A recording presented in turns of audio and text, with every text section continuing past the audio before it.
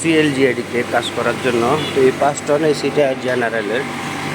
তো ওনারা যেটা বলতেছে যে এসিটা কিছুক্ষণ চলার পরে এসিটা অফ হয়ে যায়। তো আসলে মূলত কী জন্য অফ হয়ে যায় সেটা দেখার জন্যই আসছি। তো সম্ভবত এটা আরও 2-3জন টেকনিশিয়ান দেখছে, উনি আমার যেটা বললো।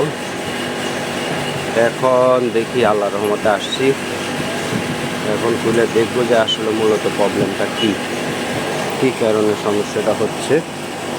এখন আমি চালাচ্ছি, এই যে এখন এসি রানিং আছে, দেখা যাক কী প্রবলেম।